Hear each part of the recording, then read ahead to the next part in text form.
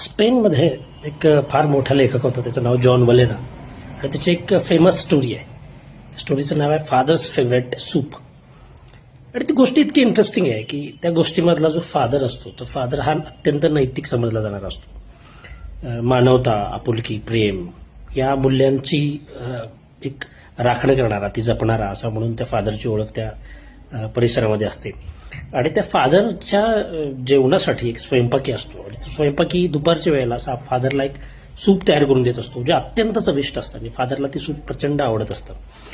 पण काही कारणामुळे त्या स्वयंपाकाचा आणि दुसरा स्वयंपाकाचा वाद होतो आणि त्यामुळे तो फादरचं सूप बनवणारा स्वयंपाकी हा नोकरी सोडून जातो.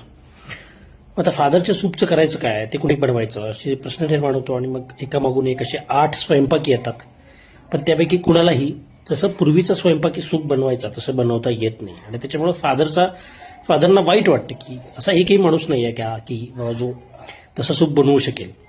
पण शेवटी एका स्वयंपाक्याला बोलवलं जातं, त्याची निवड केली जाते आणि तो स्वयंपाकी दुसऱ्या दिवशी कामावर हजर होणार असतो, म्हणजे चर्चमध्ये हजर होणार असतो. मग तो स्वयंपाकी काय करतो की आधीचा जो स्वयंपाकी होता ज्याचं सूप फादरला आवडायचं त्याच्याकडे जातो आणि त्याला म्हणतो की तू इतकं चांगलं सूप कसं काय बनवायचंस, कारण तुझ्यानंतर 8 लोक कामावर आली पण त्यापैकी कुणाचंच सूप फादरना आवडलं नाही, तुझं कसं काय आवडलं, तुझी रेसिपी मध्ये काय एवढं सिक्रेसी होती, तू पाळली होतीस ती, ते सिक्रेट मला तू सांग. आणि मग तो जो जुना स्वयंपाकी होता तो आपण सूप कसं बनवत होतो, ते फादरला का आवडत होतो त्याची ती रेसिपी सांगतो. आणि त्याच्यामुळे मग दुसऱ्या दिवशी जेव्हा तो नवीन स्वयंपाकी कामावर हजर होतो तेव्हा त्याचंही सूप, त्याचा तो सुगंध, त्याचा तो चव हे बघून सगळं फादर खुश होतात, प्रचंड खुश होतात आणि त्या स्वयंपाकाला बोलवतात की म्हणतात की तुला कसं जमलं आहे, कारण खूप जणांना नव्हतं जमलं. तर तेव्हा तो सांगतो की फादर, तुमचा जो जुना स्वयंपाकी होता तो अत्यंत खोटारडा आणि नालायक होता, कारण तो तुमच्या सूपमध्ये कोंबडीचं पिलू जे असतं त्या कोंबडीच्या पिलाचं छाती, हृदय, त्यानंतर इतर प्राणी पक्षी यांचं मांस टाकायचं आणि त्याच्यामुळे ते चविष्ट व्हायचं, सुगंधी व्हायचं, त्याचा वास यायचा. पण बाकीचे जे होते त्यांनी मात्र फक्त फळांचं किंवा इतर टोमॅटो आणि बाकीच्या सगळ्यांचं सूप बनवलं होतं, फळांचं किंवा इतर गोष्टींचं, आणि त्याच्यामुळे ते सूप तुम्हाला चविष्ट लागत होतं.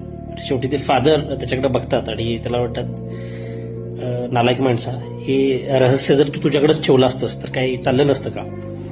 पण तो स्वयंपाकी म्हणतो की मला अत्यंत माझ्या नैतिकतेची शपथ होती, ती मी स्वतःला घातली होती आणि मी ती नेहमी पाळली आहे, म्हणून तुम्हाला मी खरं खरं सांगितलं.